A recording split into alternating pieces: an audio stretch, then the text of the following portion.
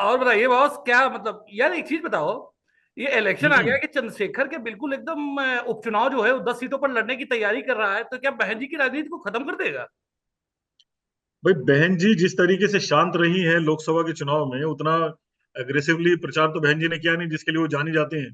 ताबड़तोड़ मीटिंग करती हैं और जबरदस्त रैलियों के लिए जानी जाती रही हैं। उतना उन्होंने किया नहीं। तो बहन जी के हटने से दलित समाज में एक वैक्यूम तो पैदा हुआ ही है। उसको भरने के लिए किसी ना किसी नेता को तो आगे आना पड़ेगा। अगर वो कांग्रेस और भाजपा से नहीं होगा तो जाहिर सी बात है किसी तीसरी चौथी पार्टी से आएगा, या फिर एकदम ही नया कोई बंदा आएगा।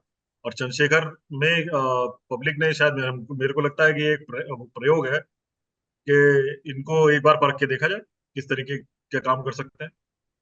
तो देखो, हमको वैसे अभी एक चीज तो ये भी लगती है कि जैसे जिस तरीके से मायावती का संगठन है, संगठन मजबूत है, मायावती पैसे से मजबूत है, ऐसी स्थिति में हम्म। इतनी जल्दी क्या चंद्रशेखर का उभार होना संभव लगता है? अगर आप बसपा को अब से 30 साल पहले की बसपा याद कीजिए, 30-35 साल पहले की, तो बसपा की स्थिति बिल्कुल कमोबेश यही थी जो आज चंद्रशेखर की है। उन्होंने भी धीरे धीरे ऊपर लाए थे। काशीराम जी ने इतनी मेहनत की लेकिन कभी आगे तक नहीं बढ़ पाए, लेकिन मायावती जी के आने के बाद जबरदस्त बूम मिला। जबरदस्त बूम मिला, तो इसमें कोई शक नहीं है। तो हो सकता है इनको भी उसी तरीके से आए, या किसी ना किसी तरीके से। दलितों के पास देखिए बहुत ज्यादा पैसा तो नहीं है, लेकिन हाँ जितना है वो थोड़ा थोड़ा थोड़ा करके भी अगर देंगे तो चंद्रशेखर को अपना संगठन बनाने में और चुनाव लड़ने में बहुत बड़ी समस्या मुझे तो नहीं दिखाई देती। अच्छा, एक चीज ऐसी भी लगती है कि जैसे मायावती भी की उम्र भी ज्यादा हो गई है। और जहां तक एक हम लोगों के पास अपनी भी जानकारी है कि जो बामसफ है वो इस बार चुनाव में भी सक्रिय हुआ था और उसने मायावती को स्पष्ट बोल दिया था कि बहन जी, नेतृत्व के परिवर्तन की आवश्यकता है। उसी चक्कर में आकाश आनंद लाए गए, लेकिन फिर हुआ क्या कि बहन जी को खबर ये मिली कि नगीना से रावण भी जीत रहा है और प्लस इनकी पार्टी हो सकता है बुरी तरीके से हारे।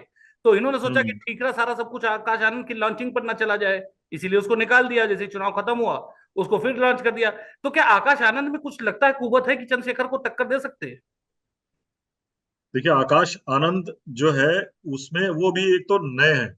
अभी उनको बहुत कुछ सीखना बाकी है। उनके बोलने का अंदाज आपने भी देखा होगा, सिर्फ एग्रेशन से काम नहीं चलता। सिर्फ गुस्सा दिखा के एंग्री यंग मैन की स्थिति जो पोजीशन है, पिक्चर है, उसकी जनता बहुत ज्यादा पसंद नहीं करती। उनके समाज में हो सकता है कि कोई लोग पसंद करें, लेकिन आपको उसके अलावा भी बहुत कुछ होना होगा। बहन जी जिस तरीके से बोलती थी, एग्रेसिव तो थी, लेकिन बहन जी उसके बाद एक जबरदस्त वाली पॉलिटिशियन राजनीतिक भी थी, क्योंकि वो बाकियों को साध के रखना जानती थी। सोशल इंजीनियरिंग के दम पे उन्होंने अपनी पहली क्लियर मेजोरिटी की सरकार बनाई थी।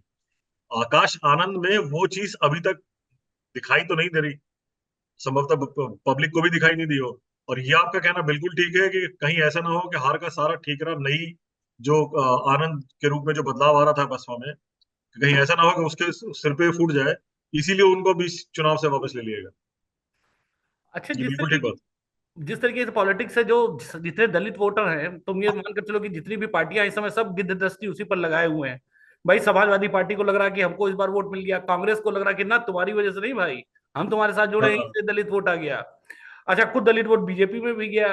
अब आकर ये चंद्रशेखर भी सेंध लगा रहे हैं। तो आखिर भी दलित वोट का बिखराव होगा या दलित वोट फिर एक बार पोलराइज होकर एक ही जगह पड़ेगा? क्योंकि मायावती भी तो इस उपचुनाव में लड़ रही है। पहली बार बसपा ऐसा हो रहा है कि उपचुनाव लड़ रही है। उपचुनाव लड़ रही, बसपा भी सही, पूरा ये बात दमखम सही लगा है। रही है। तो ऐसे में क्या स्थिति लग रही?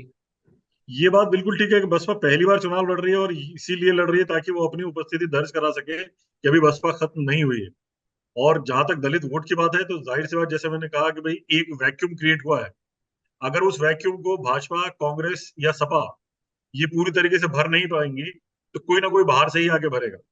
सपा को ऐसा लगता है कि भाई दलित वोट हमारे पास आ जाएगा, जबकि ऐसी संभावना बहुत कम है, क्योंकि सबने देखा है कि सपा के परंपरागत वोटों का बसपा के परंपरागत वोटों के साथ किस तरीके का व्यवहार रहा है, किसी से छुपा नहीं है। पिछले 20 साल की अगर इतिहास आप देखें तो किसी से छुपा नहीं है। और रही बात कांग्रेस की, तो कांग्रेस हमेशा से सोचती आई है कि भाई दलित और मुस्लिम ये दोनों तो उसके परंपरागत वोटर रहे हैं हमेशा से, आजादी के बाद से ही। तो इसलिए वो अपने पहला हक मानती है।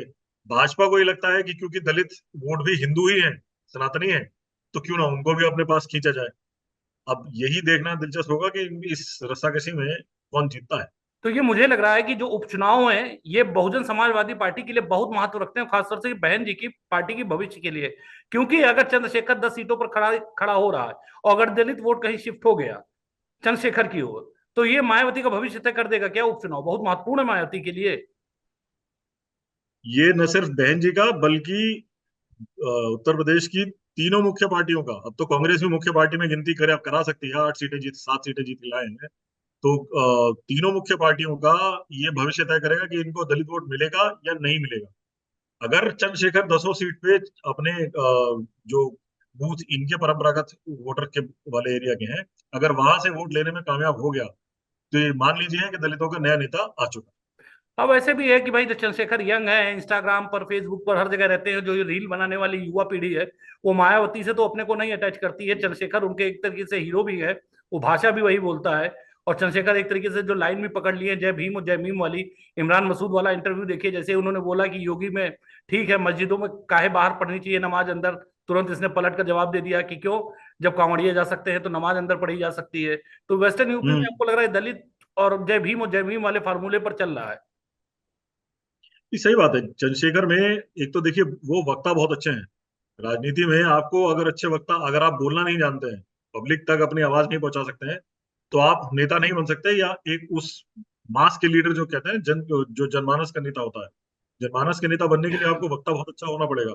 अच्छा वक्ता होने के लिए आपको अच्छा पढ़ाई भी करनी पड़ेगी, और चंद्रशेखर ने ये दोनों ही चीजें बहुत अच्छे से, इसीलिए जनता को लग रहा है कि इनके रूप में एक नया नेता हमें मिल सकता है जो कि हमारी आवाज बुलंद कर सके और हमारे लिए कुछ कर सके। तो तो इसका ये बात तो सही मतलब, है कि हाँ, ये मान कर चले कि जो उपचुनाव है बहन जी के भविष्य को बहुत तरह निर्धारण कर देंगे।